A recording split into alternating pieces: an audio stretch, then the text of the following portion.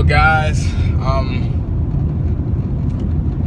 gonna come to you today with, one of my usual car talk videos, but I'm gonna be addressing the fact that for some odd reason my other 3 episodes got taken down, which is really odd. I don't know what the reason was. I didn't receive an email or anything, but yeah. I don't really know what happened there, so I'm gonna try my best to kind of cool it with the language and just putting stuff out there like that. So yeah, here we go. And today's topic is gonna be jobs. I'm gonna restart it, but I'm gonna try to be a bit more professional with it. So everyone can get what I'm saying from a professional standpoint, and I don't sound ignorant or childish with the cussing and all that or whatever. So here we go. Alright, as I did with the previous video, I started off my jobs in chronological order, as in the job that I had first down to my current job. And I'm going to do that again, but I'm going to try to summarize it and make this video as short as possible. And so to start things off, my first job was at Burger King. Burger King it's a fast food restaurant, so things got to be pretty fast paced, so to speak. You got to get things done in at least 2 to 4 minutes, if not faster. They prefer things to get done fairly quickly. It's a fast paced job, but it's nothing like really difficult or anything major like that, at least in my opinion. But see, okay, there was a few things at Burger King that no one really liked, and it happened to be like pretty much childish things that went on inside the workplace that shouldn't have happened. And it mainly happened because of a few managers. And there's nothing us as staff can really do about that, because we're under them. If we go to the head manager about it, he's not gonna do much about it. So it's just like, whatever, we gotta deal with this. And one manager actually had people walk out on him and quit. I mean, to me, that should have been a sign. Hey, y'all need to get rid of this guy or something, but I guess not. And then I'm gonna split the managers up in 3 different categories. All right, you got your know-it-all whatever guy, you got your teenage adult perverted guy, and then you got your lazy fat guy, and then you got the GM. Lazy fat guy never did anything, point blank simple. Perverted teenage adult guy did what a perverted teenager would do: bother girls, harass people, annoy people. And the laid back whatever manager, that's self-explanatory. He didn't care. He just didn't care. It was whatever to him. He can get something else in his book if he wanted to, whenever he wanted to. So it was just like, okay, whatever. All right, that was his opinion. And the GM, our GM, now don't get me wrong, I liked all these guys. They were cool. They were all cool. But our GM, he was a cool guy as well. And he was a very smart guy. But for some odd reason, he didn't seem to have much of a backbone. And it kind of made him seem weak. Like, have employees run over and say what they're going to do and what they're not going to do. And he's just like, okay, whatever. Nothing happens. No repercussions behind their actions. And I'm just like, that's weak, man. It's a chain of command. You gotta lead by example. If you don't care, why would we care? Why should we care? And that's just how things happen. Like, you see your leader not caring, you're doing the wrong thing, you can be like, oh, I can do this too, or I don't have to do this, and I can whatever. And that's pretty much what happened there. And that's one of the main reasons why I left that job. I couldn't deal with ignorance, man. I couldn't deal with too much stupidity. This is supposed to be a job. It's supposed to be professional. We're supposed to be adults, not supposed to be childish. It was just too much ignorance going on. Too many adults acting like kids, and I, for one, just couldn't deal with it. I hated it, couldn't stand it. So yeah. Whoa. Excuse for the shakiness. Yeah, I'm on a bumpy behind the road right now. But yeah, on to my next job. Security. It was a laid-back job. It was security. I mean, what more can you ask for? You sit down, relax, make sure things don't get out of hand, and that was it. So that was a pretty straightforward job. I didn't have too many flaws with it, besides I wanted a job where I actually had to do something. And with security, I did absolutely nothing Besides every now and then tell some college kid, hey man, no glass around the pool, or no, music can't be too loud, bro. And I mean, I'm a kid myself, so I like music just like the next person. So I didn't want to constantly have to tell you, hey man, you can't have music. And it's summertime. People want to have fun. They want to go to the pool, party out, get drunk, whatever the heck it is they want to do. And I mean, I'm a kid too, so I can understand where they're coming from, wanting to have fun and everything. And I don't want to be like, hey bro, you can't do that. You gotta stop that. They're not gonna respect me. I'm a kid, probably younger than they are, and they're like, huh, this kid in a security uniform, who is he supposed to be, or whatever may cross their mind. But yeah, security, it was pretty laid back. It was a straightforward job, you know. I never had to really worry about much there. I mean, it had its ups and downs. Downs for me being I actually wanted a job where I did stuff. And I mean, if you're a lazy person and you don't want to do much, hey, by all means, get you a job in security. Do it. Do it. The work is easy. You don't have much to do. You walk around every hour or so, and that's about it. Simple. And so yeah, probably the craziest things I had happen to me when I was working in security was this incident where a prostitute tried to come and get me to drink with her, and I was utterly terrified and disgusted, and I happily declined her. Respectfully, I declined. I don't want to be rude or anything, because, you know, that's just messed up. No matter what the case may be, who the person is, you always treat people with respect. Human, child, dog, animal, whatever it is. Whatever the living being be, you treat it with respect. You get respect, and that's just how the universe works. So, on to my next job. My next job was subbing. Now, being a substitute teacher has its pros and cons. Cons being, it isn't an hourly wage type of thing. It's a daily pay based thing. So whatever days you come in, that's what you get paid for, and you only get paid once a month. Those are the cons.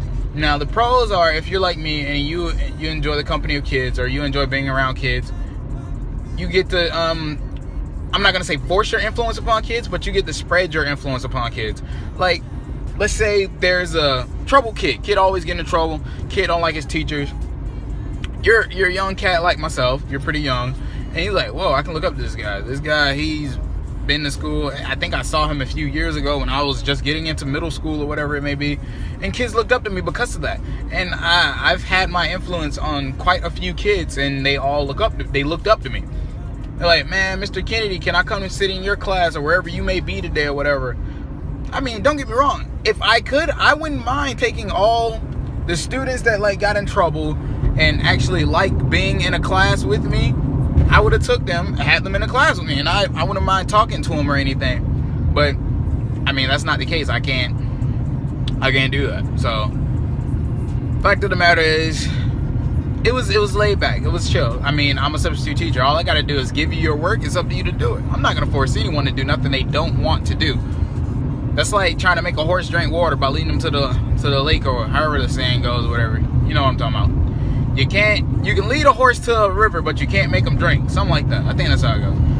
But the gist of it is, you know, you can give kids their work, you can give them the knowledge, but it's up to them to apply it. And I can't force anyone to learn. I can't force anyone to do their work. So my whole motto is, hey, I'm your substitute teacher for the day. Here's your assignment. It's up to you to do it. I'm not forcing anyone to do their work, and I'm not going to give you the answers. And it's that simple. And I mean, the kids, they like that because, hello, I'm a substitute teacher, and the substitute teacher isn't going to be hawking me down, making sure my work is done. So whatever. And you have those kids who took advantage of that. I'm not doing their work. Okay, whatever. I don't care. It's your grade. And then you had the students who was like, okay, I'm going to do my work, and then I can just do whatever. He don't mind me listening to music. He don't mind me being on my phone. He don't mind me being on YouTube or whatever else it may be, as long as your work is done. And that was my whole thing. If you finish your work, you can award yourself by doing whatever you pretty much want after that. Long as it's nothing, let's see. Nothing too explicit. Yeah, nothing too explicit.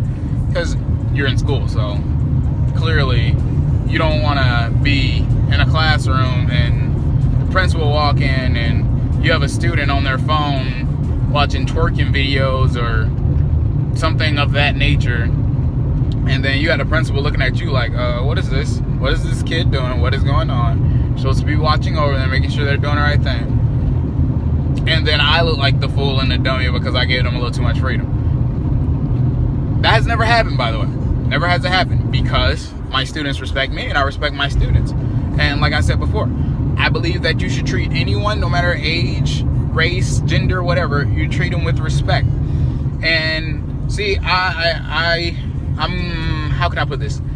I once was a huge homophobe. Like I was terrified of gay people. I didn't like gay people.